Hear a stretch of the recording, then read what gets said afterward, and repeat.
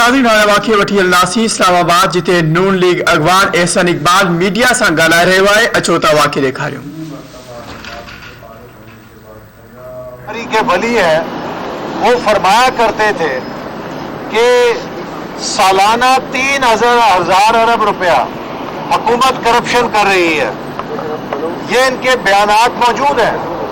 तो 2018 के बाद तो इन बड़े ईमानदार मुफ्ती साहब की हुकूमत आई हुई है, तो वो 3,000 अरब की करप्शन तो नहीं हो रही।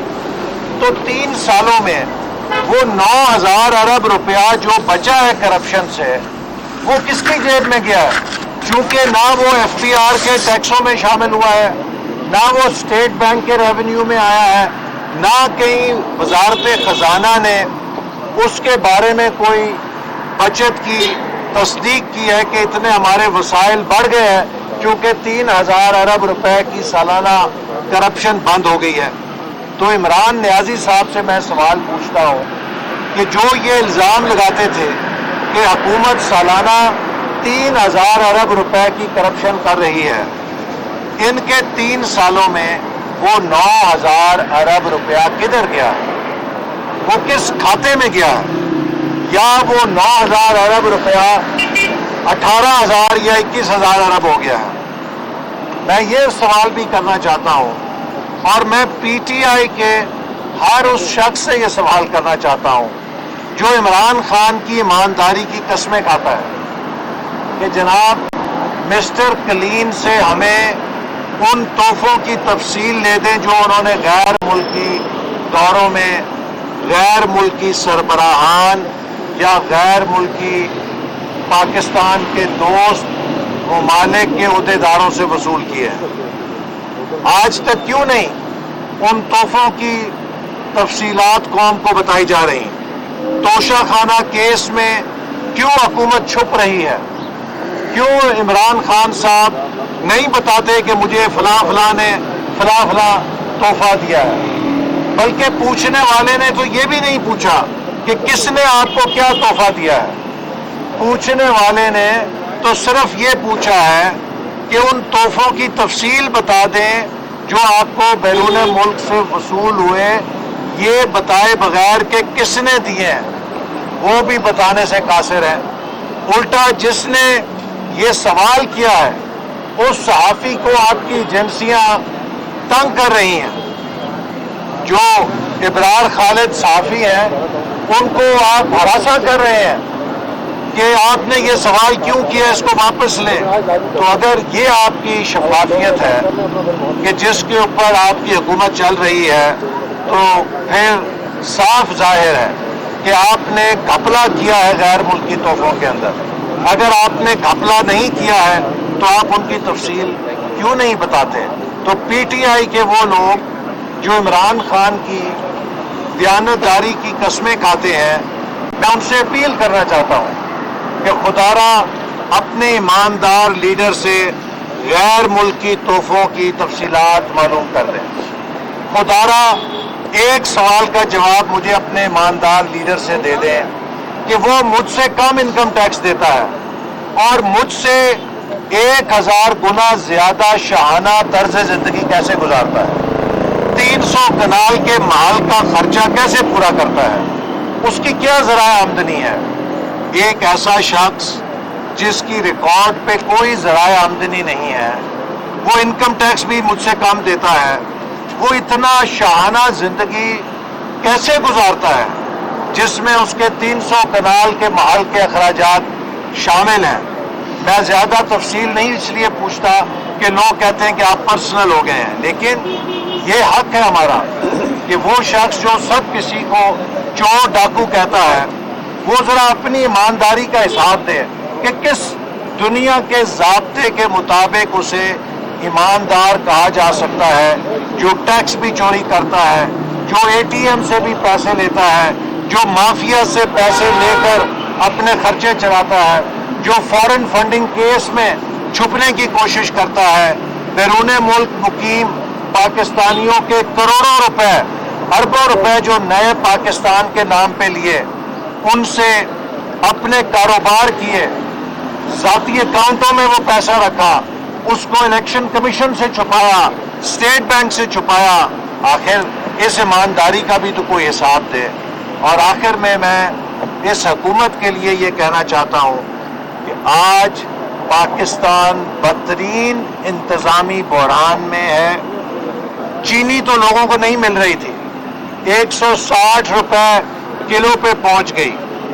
میں یہ ضرور پوچھوں گا کہ 103 روپے کلو کی چینی کا ٹینڈر حکومت نے کیوں کینسل کیا؟ وہ چینی کی درآمد کا ٹینڈر جو 103 روپے کلو کا تھا, اسے کس کے کہنے پہ کینسل کر کے چینی کو 160 روپے جانے کی اجازت دی گئی؟ یہ اربوں روپے کس نے کمائے ہیں اور کیوں کر کمائے ہیں؟ حکومت کہاں تھی؟ چلیے چینی چھوڑ دیں, پنجاب کے سٹاک سے 3 کروڑ ادویات بخار کی کیسے غائب ہو گئی؟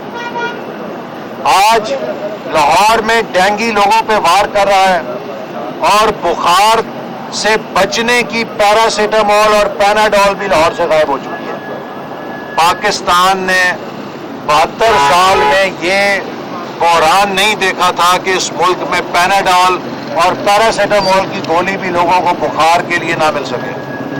یہ کارکردگی ہے عمران نیازی کی. لوگ مہنگائی کے ہاتھوں کچلے گئے ہیں. اس مہنگائی کی ذمہ دار نہ پچھلی حکومت ہے نہ کوئی اور ہے, صرف عمران خان کی حکومت کی معاشی پالیسیاں ہیں جنہوں نے 50% ڈیویلیویشن کر کے پیٹرول مہنگا کیا, ڈیزل مہنگا کیا اور ہر امپورٹ ہونے والی چیز مہنگی کر دی ہے.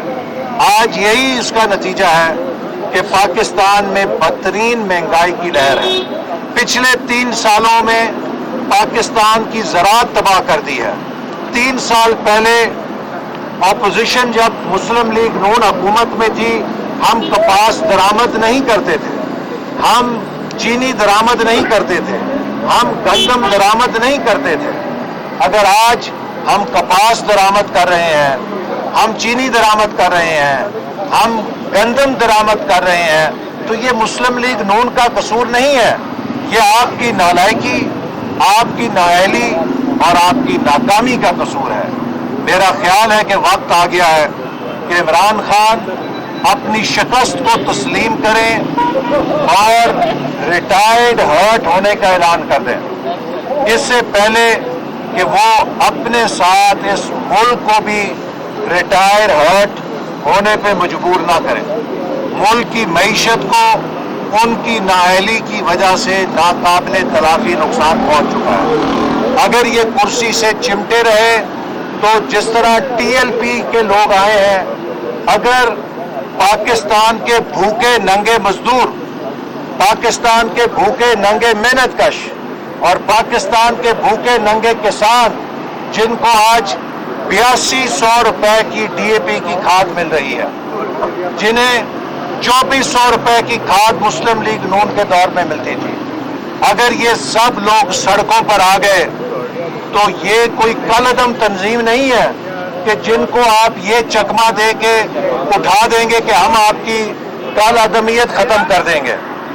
یہ پاکستان کے شہری ہیں, یہ اگر سڑکوں پہ بفر کے آ گئے تو آپ ان کے غیظ و غضب کا سامنا نہیں کر سکیں گے. بہت شکریہ. سر ایک سوال ہے. سر مسلم لیگ نون کافی دنوں سے وزیر اعظم کو مختلف کیسز میں سپریم کورٹ سے درخواست کر رہی تھی کہ طلب کیا جائے. آج اے پی ایس کیس کی سماعت سپریم کورٹ میں اور سپریم کورٹ نے وزیر اعظم کو فوری طلب کر لیا ہے. کیا کہیں گے آپ کا مطالبہ؟ تبدیلی کی ہوا چل پڑی. میں سپریم کورٹ سے مطالبہ کروں گا کہ اے پی ایس کیس کی طرح ڈسکا دھاندلی کیس میں بھی وزیر اعظم کو فوری طور پہ طلب کیا جائے. پاکستان کی تاریخ میں پہلی دفعہ الیکشن کی دھاندلی پر الیکشن کمیشن کی طرف سے مصدقہ رپورٹ آئی ہے. اتنی بھونڈی دھاندلی کی گئی ہے, اتنی بے شرمی کے ساتھ دھاندلی کی گئی ہے کہ اس کا ایک ایک ثبوت الیکشن کمیشن کو مل گیا ہے.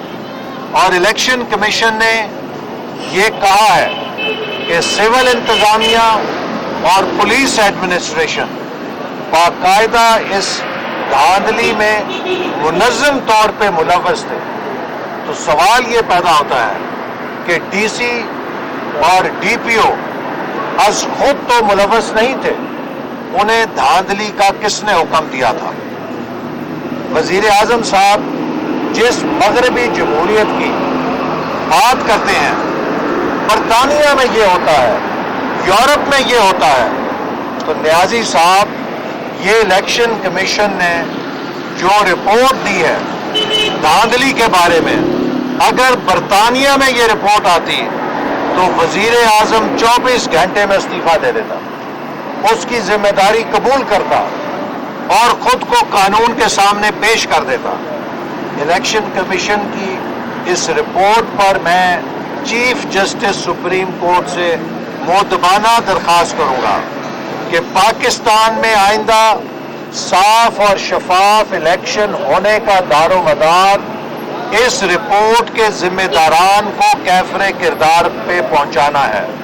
बराए मेहरबानी 22 करोड़ अवाम के हक के वोट को, उनके जमहूरी हक को बचाने के लिए जो आइन उन्हें देता है, आप फौरी तौर पे सुओ मोटो नोटिस लें, वजीर आला पंजाब और वजीर आजम पाकिस्तान को तलब करें, जिनकी बराह रास्त निगरानी और जिनके एकामात के ऊपर ये बदतरीन धांधली का बदनुमा धब्बा पाकिस्तान की जमहूरियत पे लगाया गया है।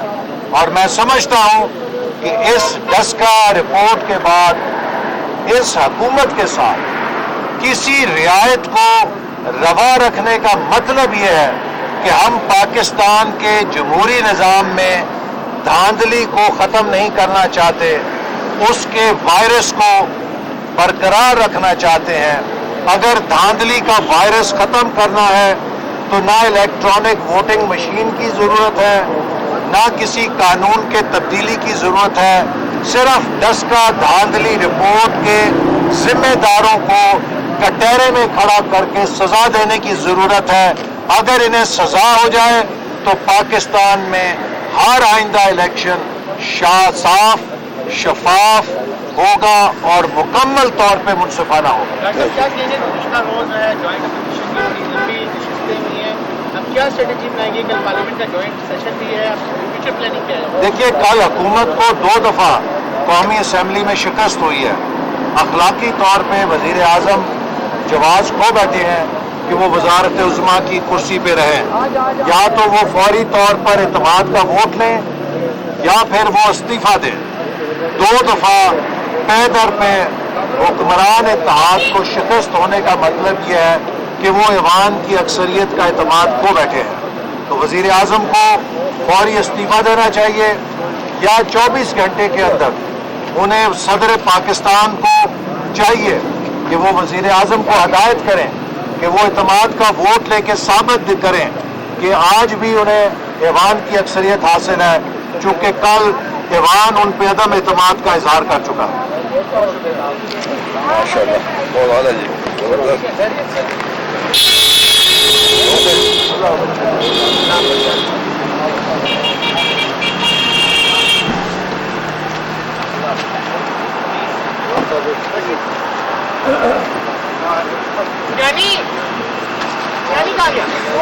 कहाँ जा रहे हैं?